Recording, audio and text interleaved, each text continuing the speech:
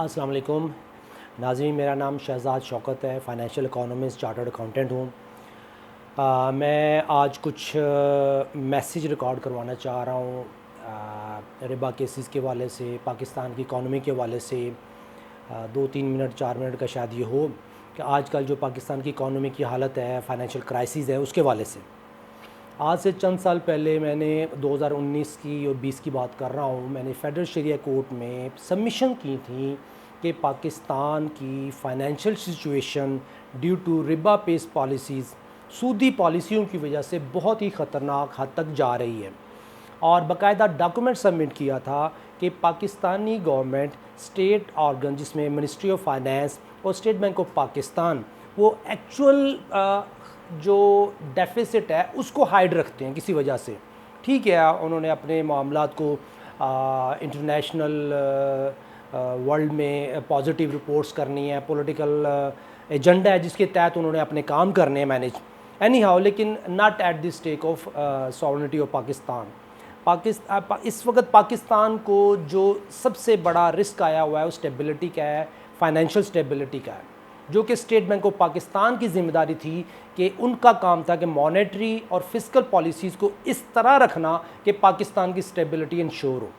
अभी recently state bank of Pakistan act भी amend हो गया इसी वजह से कि उनकी जो मेन रिक्वायरमेंट थी, जो पाकिस्तान इकॉनमी, जो उनकी मेन रिस्पॉन्सिबिलिटी थी, जो प्रेमेबल था स्टेट बैंक ऑफ पाकिस्तान का, वो ये कहता था कि मॉनेटरी और फिस्कल पॉलिसी जो मैनेज करनी है for the stability of Pakistan, for the best utilisation of economic resources, वो मेन ऑब्जेक्टिव को चेंज कर दिया गया विद प्राइस स्टेबिलिटी।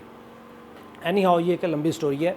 मैं इस तरफ आना चाहता हूँ कि पाकिस्तान की इकानमी को जो फाइनेंशियल क्राइसिस हैं वो इस वजह से हैं कि पाकिस्तान के इकोनॉमिक रिसोर्सेज की वैल्यू को डिस्ट्रॉय किया जा रहा है। अब दो बातें हैं इसमें इम्पोर्टेंट। एक कि इस वक्त पाकिस्तान की क्राइसिस में, इस वक्त पाकिस्तान के मामलात जो हैं फाइनेंशियली, वो ये हैं कि 2019-20, 20-21 और 21-22 ये 3 साल हैं जहाँ पे हमारी पहली करेंसी डिवैल्यूएशन हुई थी। पिछले साल 2020-21 की बात करता हूँ तो उसमें हमारे मुल्क के ऊपर जो हमारी पेमेंट थी वो थी 18,900 अरब, और हमारे मुल्क की जो नेट इनकम थी वो थी 3,700 अरब। 15,200 अरब का डेफिसिट था जो कि पाकिस्तानियों को नहीं बताया गया और इनको डॉक्यूमेंट में घुमा दिया गया। और उसके बाद 2021-22 में चूंकि पाकिस्तान के पास पैसा नहीं था, प्रॉपरली मैनेज नहीं किया गया उस फाइनेंशियल डेफिसिट को, तो 2021-22 में वो जो 18,900 अरब की एनुअल पेमेंट्स थी वो लोन्स और उसके ऊपर इंटरेस्ट की वजह से बढ़ के 32,900 या 31,900 अरब हो गए। अगर एग्जैक्टली मैं बताता हूँ आपको, वो हो गई वो 31,880 अरब रुपए तक पहुंच गई, और हमारी नेट इनकम 4,500, तो हमारा डेफिसिट कितना, 27,000 अरब। सर 27, हमारी इनकम जहां 4,500 है, डेफिसिट 27,000 अरब है। नो वे के पाकिस्तान, गवर्नमेंट ऑफ पाकिस्तान और FBI इतना टैक्स कलेक्ट कर सके।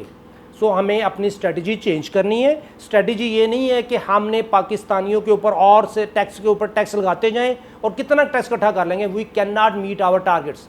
गवर्नमेंट ऑफ पाकिस्तान के लिए, मिनिस्टर लॉ के लिए, मिनिस्टर फाइनेंस के लिए एक अपील है, एक रिक्वेस्ट है कि पाकिस्तानियों की इनकम बढ़ा दी जाए ताकि हमारा टैक्स बढ़े और आप अपने जो लायबिलिटीज़ हैं उनको सेटल कर सकें।